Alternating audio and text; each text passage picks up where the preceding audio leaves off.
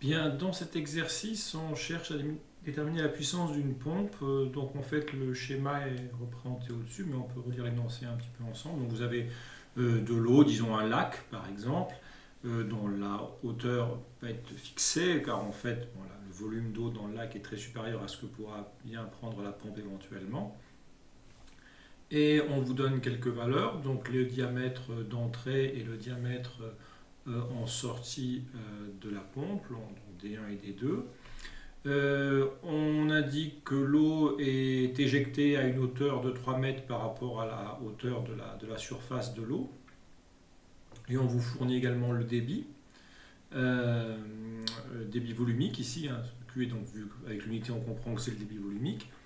Et on indique aussi que du fait en fait des différentes du fait que le fluide n'est pas forcément, l'écoulement n'est pas forcément parfait, du fait que il y a certains rétrécissements, des coudes, etc. Et il y a une certaine perte de charge, donc il y a des dissipations d'énergie au sein de l'écoulement qui sont équivalentes à une perte de charge qu'on estime en hauteur d'eau à 50 cm.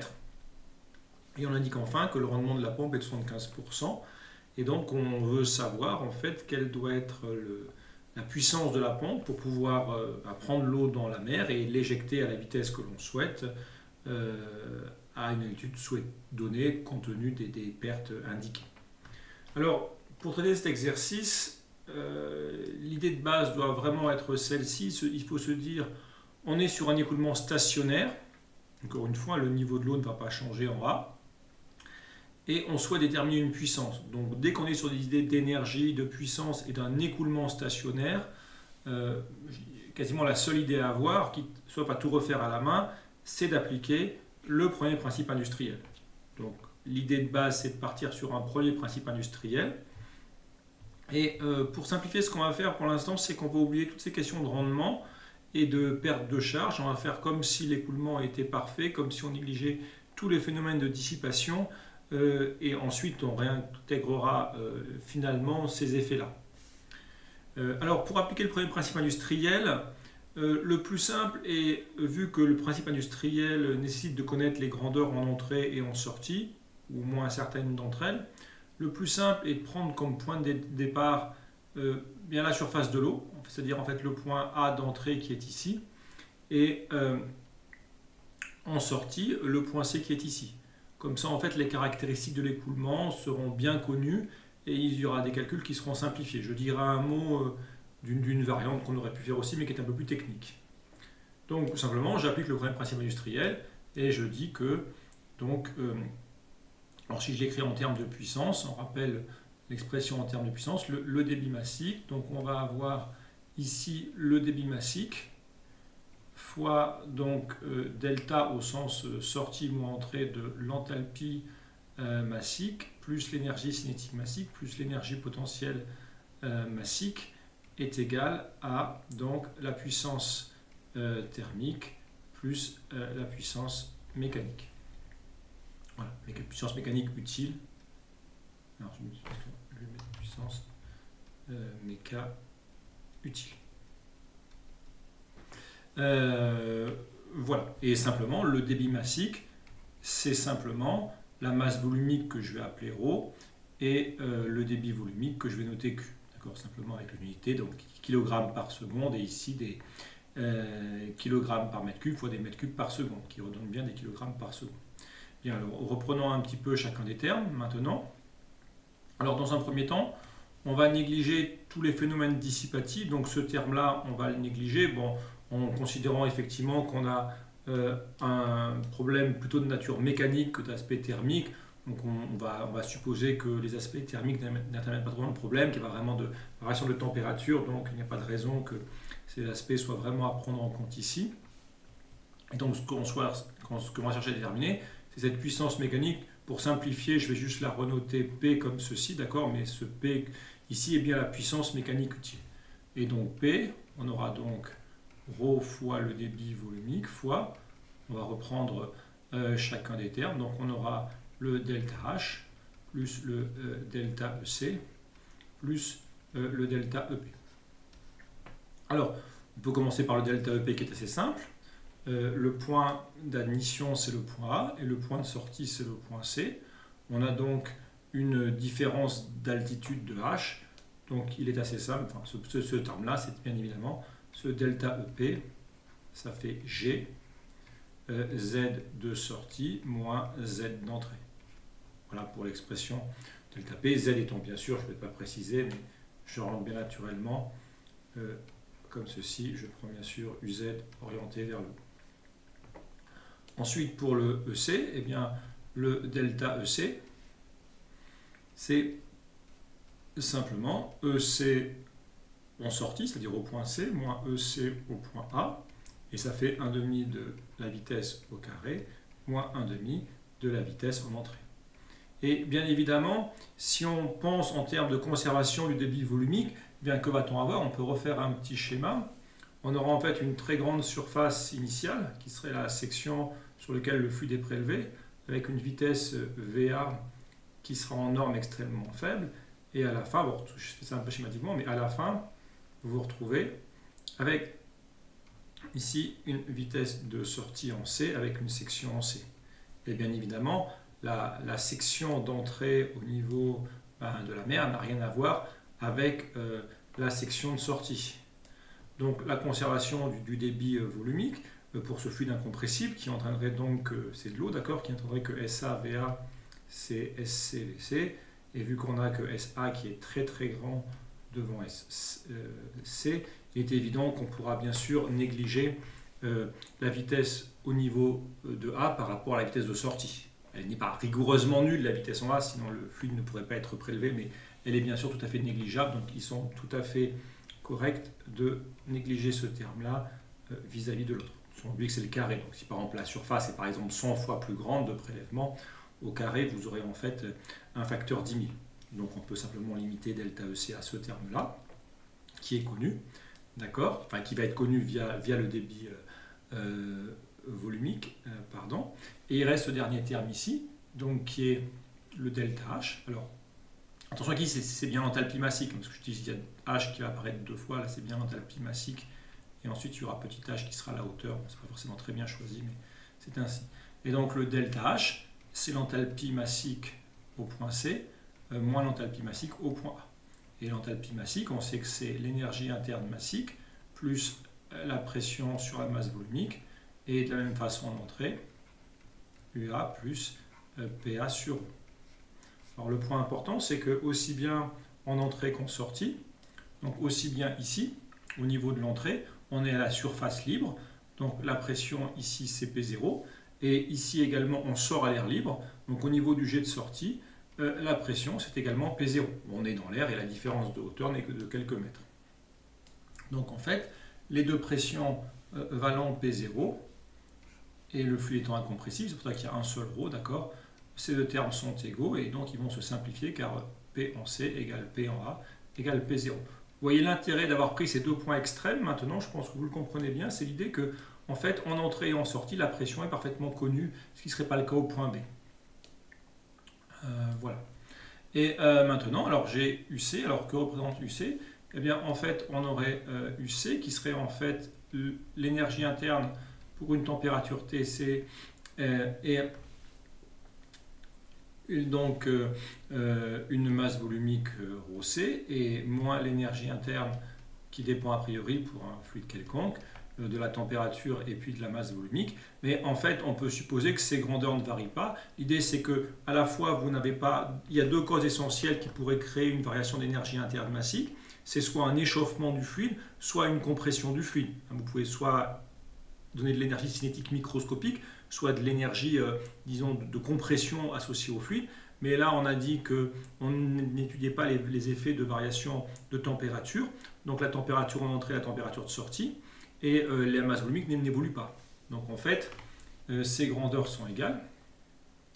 Donc ces deux grandeurs seront égales.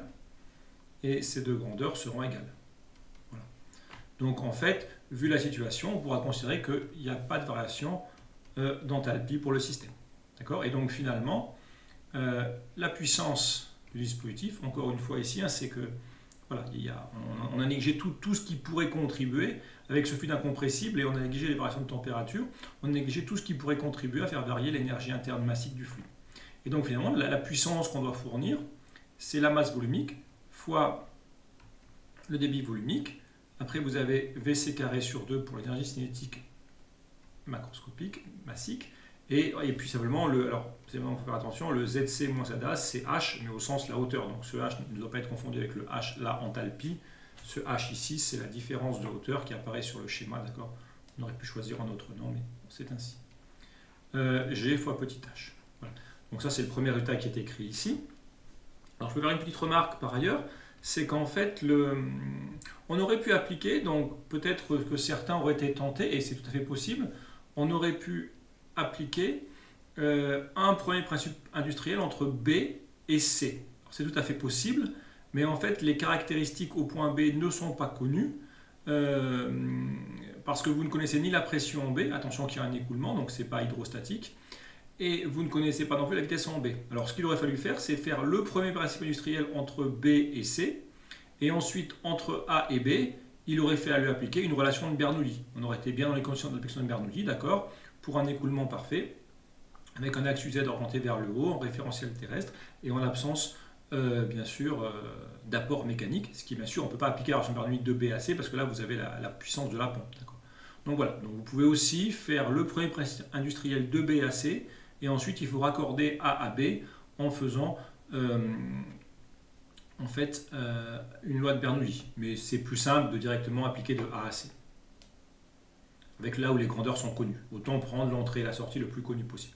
Alors ça serait la puissance qu'on doit donner à l'écoulement si on néglige tous les termes de dissipation possibles et si on suppose que le moteur a un rendement de 100%.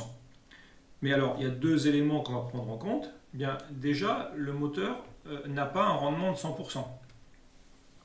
Ce qui fait que, en fait, par rapport à la puissance qu'a votre moteur, s'il a un rendement de 75%, admettons que le moteur soit un moteur de 10 kW, s'il a un rendement de 75%, vous ne disposez réellement à fournir à l'écoulement que 75%.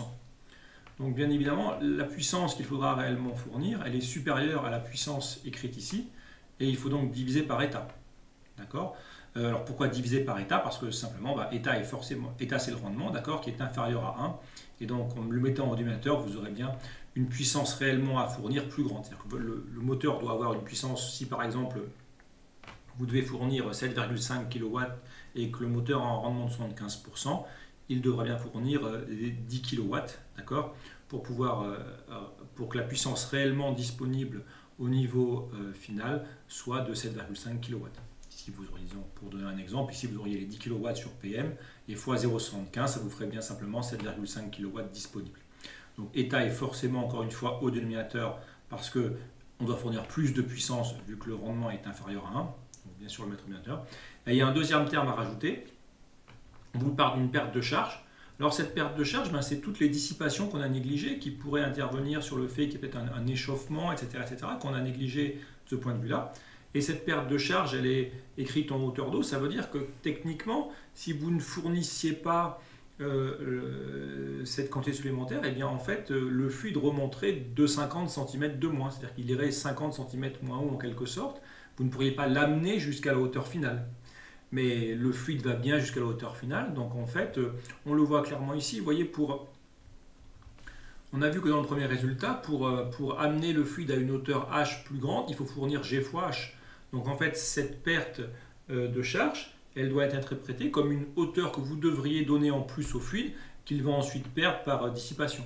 Donc en fait, vu qu'on doit fournir l'énergie en plus, la perte de charge, elle est forcément ici de cette hauteur de dissipation, d'accord, qu'on appelle HV dans l'exercice. Voilà, donc en termes de perte de charge exprimée en altitude, c'est comme si vous deviez amener le fluide entre guillemets 50 cm plus haut. Donc ça vous coûte un G fois HV en plus. C'est forcément un coût supplémentaire, parce que forcément toute perte va faire que le moteur devra fournir plus d'énergie. Ça c'est évident que ça va compter en plus. Donc voilà finalement la vraie formule, mais je pense qu'il est sûrement plus simple de traiter d'abord le cas sans perte, ensuite de rajouter le rendement, qui va forcément faire augmenter la puissance à fournir, Et enfin, la perte de charge qui doit être vue comme une hauteur d'eau que le fluide doit atteindre, donc qui se rajoute dans le terme G fois H. Donc voilà pour la formule finale. Alors on peut quand même faire attention, sachant que la vitesse, on ne l'a pas directement, mais la vitesse est liée assez facilement au débit volumique, avec le fait que la vitesse, le débit volumique, c'est simplement la vitesse fois la section, et pour la section, on prend, vu qu'on donne le débit, pi d2 carré sur 4, d'où la formule qui est indiquée ici. Donc pour l'application numérique, je la donne quand même parce qu'il faut faire un petit peu attention aux unités. Donc la masse volumique, il faut bien sûr la remettre en kilogrammes par mètre cube. Donc si c'est de l'eau, bon, ça fera 1000 kg par mètre cube. Le débit volumique, il faut forcément le remettre en mètres cubes par seconde. Donc attention, on avait des litres, donc bien le 10-3, le rendement 0,75. Alors j'ai d'abord fait le terme avec G, mais enfin c'est pas très compliqué. Donc on a le terme avec G, donc bon, G 9,80 mètres secondes moins 2. Et puis les hauteurs, bien les remettre en mètres, ça c'était déjà le cas. Et pour la vitesse, donc toujours pareil, le débit volumique, bien donc ce terme-là qui va apparaître ici, le débit volumique à nouveau bien le mettre en mètres cubes par seconde, et le diamètre qui est là, il faut bien aussi le remettre en mètres. D'accord, voilà. Quand vous avez beaucoup d'unités comme ça, il ne faut pas vous amuser à essayer de bidouiller un peu, il faut vraiment tout repasser dans le système international d'unités, sans oublier toutes les puissances, et tout calcul fait, on trouve une puissance de l'ordre de 28 kW pour la pompe. Encore une fois, sur ces 28 kW, en fait, vous n'aurez réellement besoin que de 75%, mais le moteur ayant un rendement de 75% par rapport à sa puissance réelle, il ne va fournir à l'écoulement que 75% de ces 28 kW qui permettront donc d'accélérer le fluide et de l'élever en altitude comme souhaité, compte tenu des pertes de charge. Donc voilà pour cet exercice. Et encore une fois, bon, c'est une méthode assez classique avec souvent ce terme-là. Donc faire attention aussi, ici les pressions sont les mêmes, donc je peux simplifier. Mais imaginons que les pressions soient différentes, bon, pour une raison qui sera précisée, par exemple si tout à la fin finit dans une cuve sous pression, il faudrait bien faire attention que dans delta H, il faudrait quand même compter le delta P sur ρ. Donc le terme d'énergie interne est souvent négligé, mais vous pourriez avoir une différence de pression en entrée et en sortie qu'il ne faudrait à ce moment-là pas négliger. Donc là, il faudrait vraiment en tenir compte dans ces cas-là. Et encore une fois, bien vous rappeler, écoulement stationnaire, on cherche une puissance, il n'y a pas à se poser beaucoup de questions, c'est le premier principe industriel, et bien préciser l'entrée et la sortie. Voilà ce que je pouvais dire à peu près pour cet exercice.